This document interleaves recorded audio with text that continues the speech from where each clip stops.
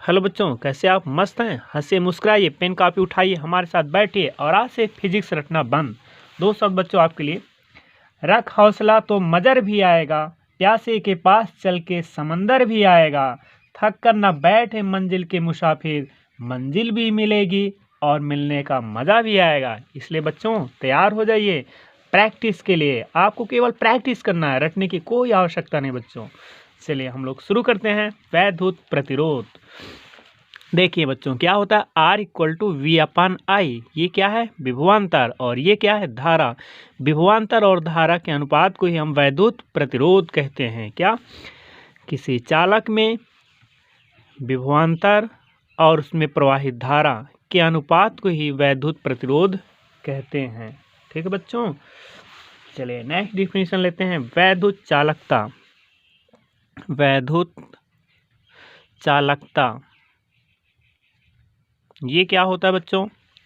तो सुनिए, वैद्युत प्रतिरोध के व्युत्क्रम को क्या? वैद्युत प्रतिरोध के व्युत्क्रम को वैद्युत चालकता इक्वल टू क्या होता है? 1/, वैद्युत प्रतिरोध।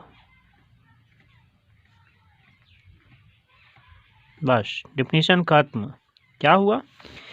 वैद्युत चालकता इक्वल टू 1/, वैद्युत प्रतिरोध, अर्थात वैद्युत चालकता वैद्युत प्रतिरोध के व्युत्क्रम को ही कहते हैं। क्या?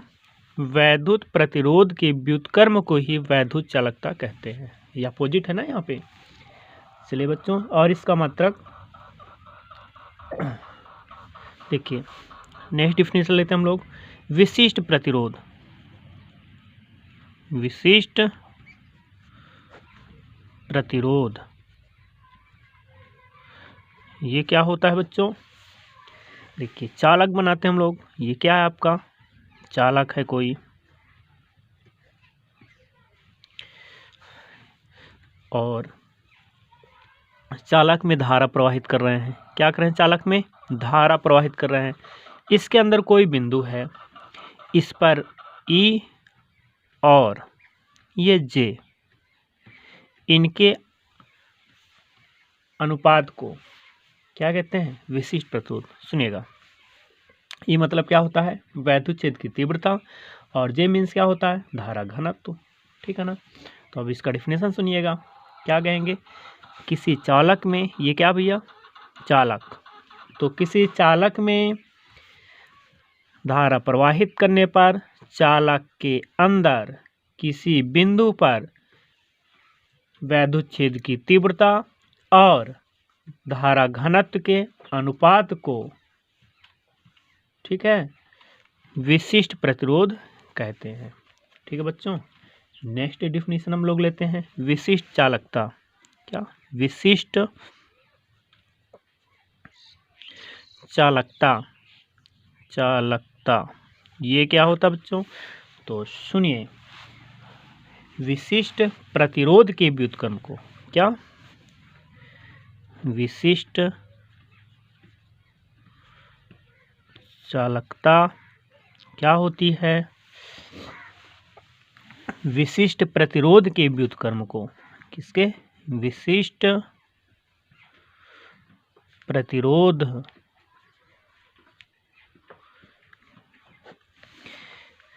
देखिए, विशिष्ट प्रतिरोध के व्युत्क्रम को क्या कहते हैं? विशिष्ट चालकता कहते हैं। ठीक बच्चों, और इसका मात्रक क्या होता है? ओम मीटर इनवर्स। ओम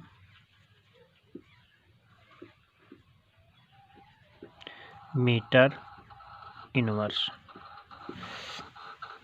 ठीक है बच्चों, वैद्युत शक्ति लेते हैं अगला। वैद्युत शक्ति क्या होता है? वैद्युत शक्ति, तो सुनिए बच्चों, किसी वैद्युत परिपथ में, ये क्या है? ये आपका है वैद्युत परिपथ।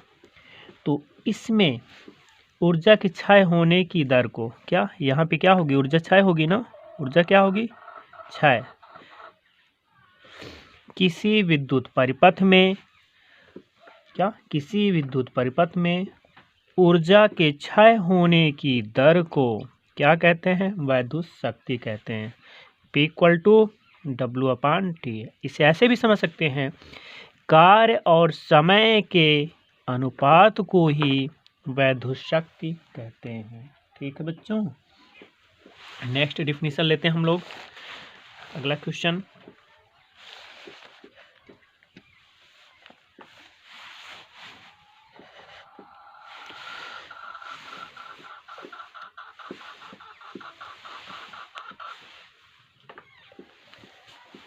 प्रतिरोध का संयोग। क्या बच्चों? प्रतिरोध का संयोग। तो बच्चों प्रतिरोध का संयोग दो प्रकार से होता है। पहला पॉइंट हो गया श्रेणी क्रम। क्या बच्चों? श्रेणी क्रम। और दूसरा होता है क्या? समांतर क्रम। समांतर क्रम। ठीक है बच्चों, तो हम लोग पहला पढ़ते हैं श्रेणी क्रम। कौन लेते हैं? श्रेणी क्रम। तो क्या होता है इसमें? पहले हम बनाएंगे डायग्राम। ये बना आपका डायग्राम, आप भी बनाते चलिए हमारे साथ साथ। ये डायग्राम बना,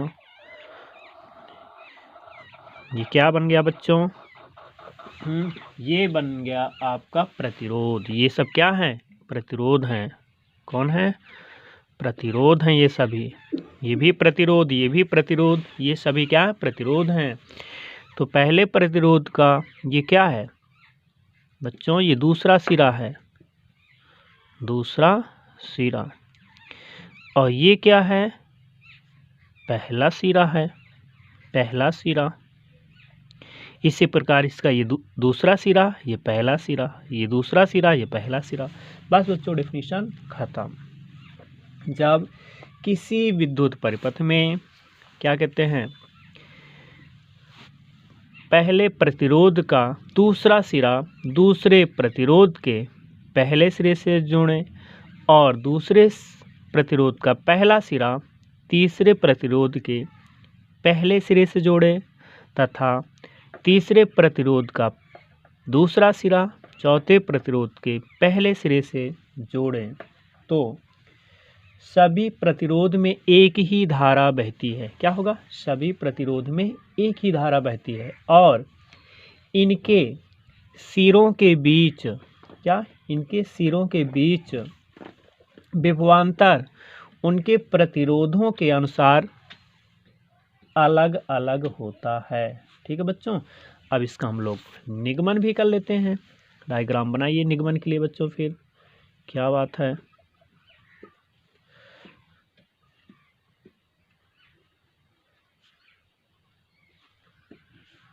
बनाते चलिए आप भी फटाफट। और यहाँ पे संधि लगा देते हैं, कोई शेल जोड़ देते हैं और इसमें धारा प्रवाहित करते हैं। ये सब क्या है? धारा है। ऐसे धारा बह रही है, ऐसे जा रही धारा। कैसे जा रही धारा? ऐसे बह रही है। यहाँ पे प्लस होगा, यहाँ माइनस होगा। और ये सब क्या है? धारा है, आई है। यहाँ पे मान लीजिए R1 है, ये क्या होगा? R2 होगा। तो ये क्या होगा? R3 होगा। ठीक बच्चों, और ये तो आपकी धारा है। ये क्या बह रही है? धारा बह रही है। ठीक है ना, बन गया। इसमें बच्चों कितने प्रतिरोध हैं? 3। तो आप लिखेंगे क्या चीज़? 3 प्रतिरोध। 3 प्रतिरोध कौन कौन है? नाम बताइए बेटा। 3 प्रतिरोध कौन कौन है? A, B, C, D। तो लिख सकते हैं 3 प्रतिरोध AB, BC और CD। 3 प्रतिरोध हैं। किस क्रम में जुड़े हैं ये सब? श्रेणी क्रम में जुड़े हैं। श्रेणी क्रम में जुड़े हैं। ठीक है, और क्या बच्चों? इनके प्रतिरोध कौन कौन है? इनके प्रतिरोध R1, R2, R3 हैं। ठीक है ना, और इनमें तुल्य प्रतिरोध R है। तुल्य प्रतिरोध R है। ठीक है बच्चों, सिरों के बीच विभवांतर क्या है? सिरों के बीच विभवांतर क्या है बच्चों? V1, V2, V3 है। ठीक है ना। और सूत्र तो आप लोग जानते हैं, क्या है? V1 इक्वल टू IR1 या लिख सकते हैं V2 इक्वल टू IR2, लिख सकते हैं V3 बराबर IR3। ठीक है बच्चों। अब आप जानते हैं V बराबर क्या होता है। V इक्वल टू होता है V1 plus V2 plus V3। अब वैल्यू पुटअप कर लीजिए। V1 की वैल्यू है IR1, V2 की वैल्यू है IR2 और V3 की वैल्यू है IR3। ठीक है बच्चों, ये आपको पता है। और इसमें हम कॉमन ले सकते हैं, सभी में देखिए आई मिल रहा है, तो आई आप बाहर कर लीजिए। क्या बचेगा? R1 plus R2 plus R3। ठीक बच्चों, ये मिल गया। अब आप फार्मूला जानते हैं, V बराबर क्या होता है? IR होता है ना। आप जानते हैं क्या होता है? V बराबर IR होता है। हम जानते हैं ना V बराबर क्या होता है? IR होता है। तो V के स्थान पर हम लिख सकते हैं IR। क्या लिख सकते हैं? IR। और यहाँ पे क्या है? R1 plus R2 plus R3। ठीक है बच्चों, I से I को कट कर दीजिए। क्या बचा? R equal to R1 plus R2 plus R3। ये आपका निगमन कंप्लीट। ठीक है ना। नेक्स्ट हम लोग पढ़ते हैं समांतर क्रम